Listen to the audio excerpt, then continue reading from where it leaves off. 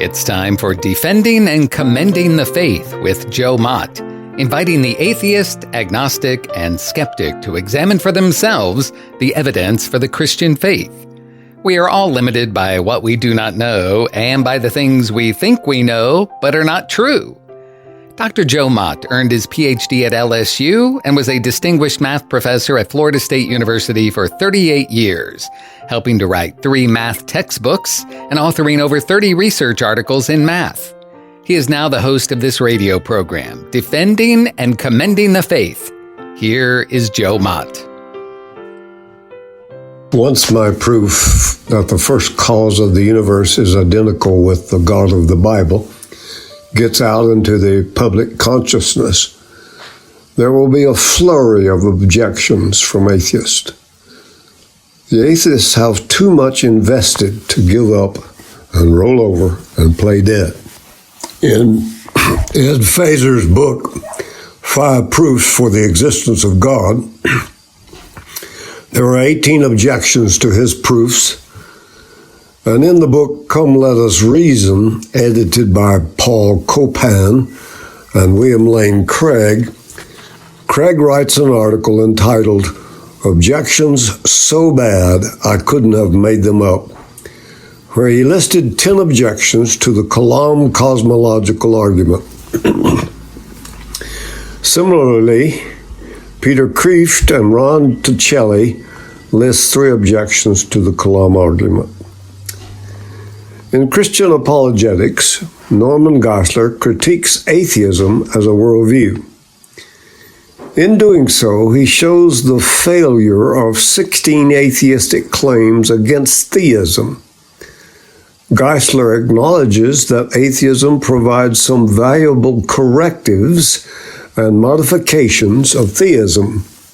Nevertheless, he says its arguments are invalid and often self-defeating.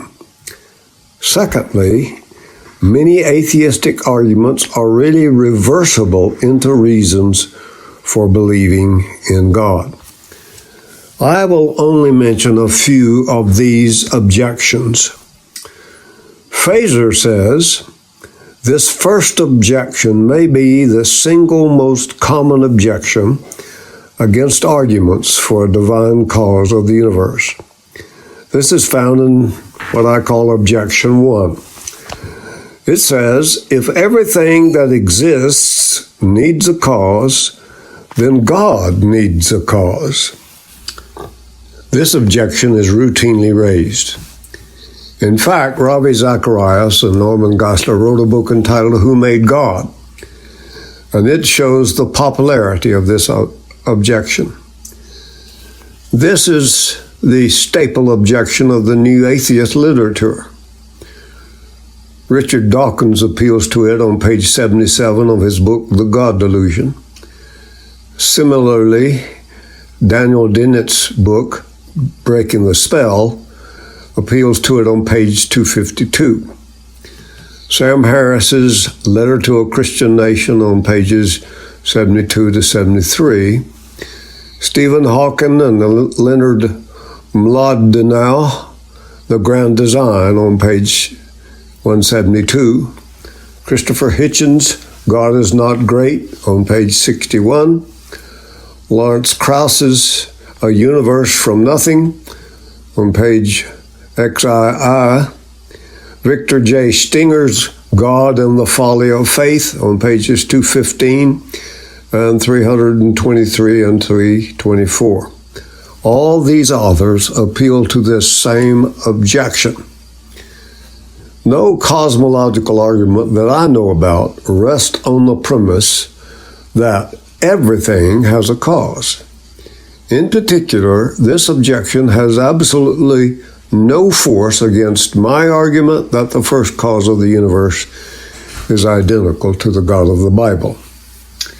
This challenge to the Kalam cosmological argument for God's existence creates a straw man argument by actually misrepresenting the real argument, a common atheistic ploy, and changes the actual argument to another argument that is easier to refute. It doesn't take much astute observation to realize that the Kalam argument does not claim that everything needs a cause for its existence. Rather, everything that begins to exist needs a cause. This restricts the argument to everything in the natural realm. By definition, God is supernatural and eternal. It makes no sense to speak of God coming into existence. Either he exists forever and needs no cause, or he does not exist and never will exist. Thus, to ask who made God, or what caused God, far from being the devastating retort new atheist writers suppose it to be, tries to set up a false requirement for God's existence. What's the truth here? God is uncaused. Nothing made God. To ask who caused the uncaused creator of the universe is just plain silly logic on the same intellectual level as the question, who is buried in Ulysses S. Grant's grave? If atheists ask who created God, then they are really talking about idols designed by man and not the cause of the universe. Objection 2. Some atheists suggest that even if there must be a necessary being, it might be that the universe itself, or the Big Bang, or the multiverse, or quantum events, or the laws of physics, is the necessary being rather than God. Response. We're talking about evidence supporting truth here. What place is there in talking about what might be true? Okay, if something might be, then offer some evidence for it. But nothing yet has been offered. So it sounds to me like a drowning person clutching at straws to keep afloat.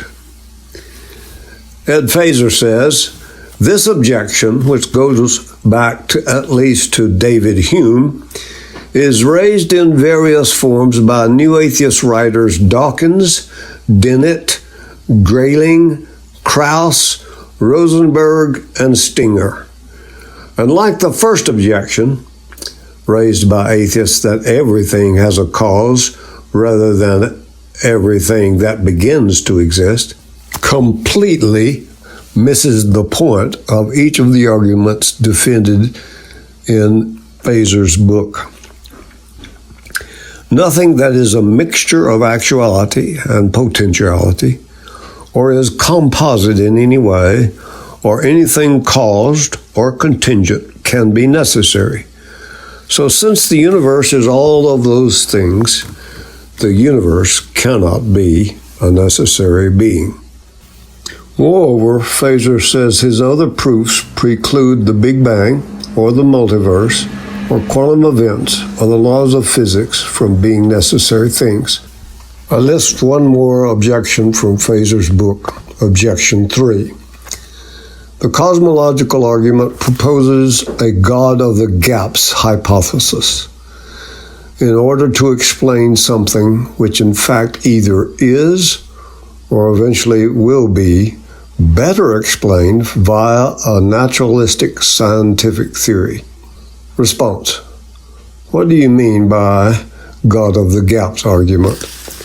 How can you know in advance what naturalistic scientific theory eventually will produce?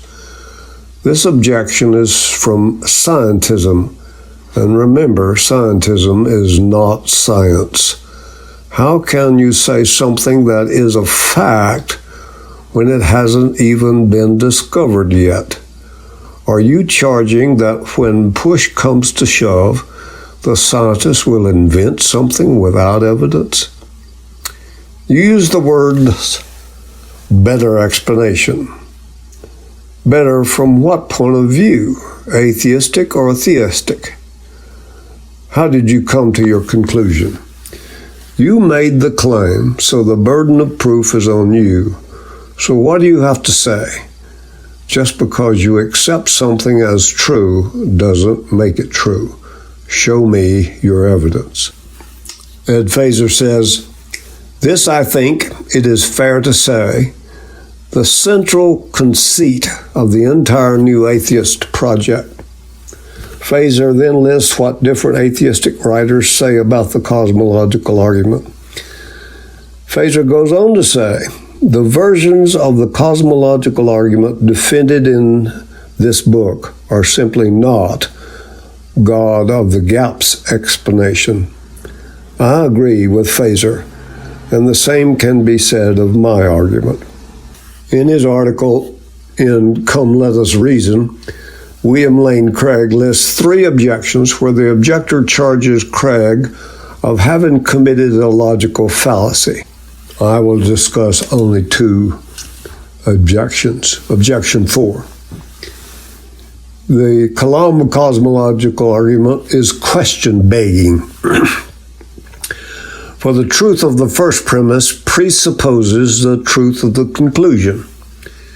Therefore, the argument is an example of reasoning in a circle. Response. All the objector is describing is the nature of any deductive argument. I would ask the objector, what do you mean by question begging? The objector may have a definition different from the usual meaning. The usual definition is, begging the question is an informal logical fallacy, meaning A, arriving at a conclusion from statements that themselves are questionable and have to be proved but are assumed to be true. B, assuming the conclusion or part of the conclusion in the premises of an argument. Sometimes this is called circular reasoning, vicious circularity, vicious circle fallacy. C, arguing in a circle. One statement A is supported by reference to another statement B, which is supported by reference to the first statement A. Example, aristocracy is the best form of government because the best form of government is one that has strong aristocratic leadership. The Kalam cosmological argument is not like that at all. The reasons given in support of the first premise are quite independent of the argument's conclusion. Therefore, it's obvious the argument does not beg the question. Objection 5. First cause arguments commit the fallacy of composition. It fallaciously infers that because everything in the universe has a cause, therefore the universe has a cause. Response. I assume what you mean by the fallacy of composition refers to a part-to-whole reasoning that supposes that when each member of a collection is explained individually, there is something still left over to be explained, namely the collection as a whole. So I would ask, are you assuming that the first cause arguments makes this kind of mistake? In other words, are you assuming that if each element within the universe is contingent, then the universe itself is not contingent? That seems to be a major stretch of the imagination. If one removes all of the contingent elements of the universe, what would be left? I think the answer is nothing. So it seems to me that means the universe is itself contingent. But that is not how I reasoned. Common experience and scientific methods confirm the truth of premise 1 in the Kalam argument. This is really an objection to inductive reasoning that is used in every scientific study. It draws on inductive inference about all members of an entire class of things based on a small sample of the class. This kind of inductive reasoning underlies all of science and it is a foolish act of desperation to confuse it with reasoning by composition. And Feser says, this is an objection of David Hume and is repeated by A.C. Grayling in God Argument, page 97. Neither Feser nor I know of any first cause argument that uses this part to whole type of reasoning.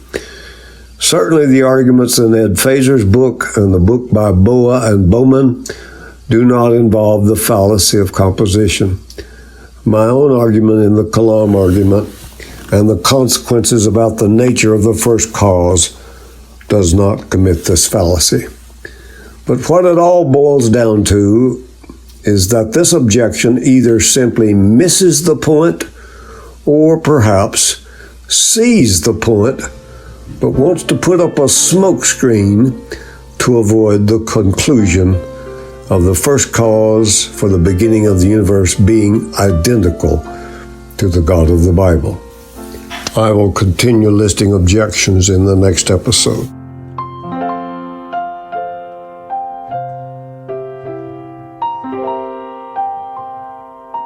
Thank you for listening to Defending and Commending the Faith with Joe Mott, a production of Wave 94 Radio in Tallahassee, Florida. If you have any questions or comments for Joe, please forward them to Doug Apple at Wave94 at this email address, dougapple@wave94.com.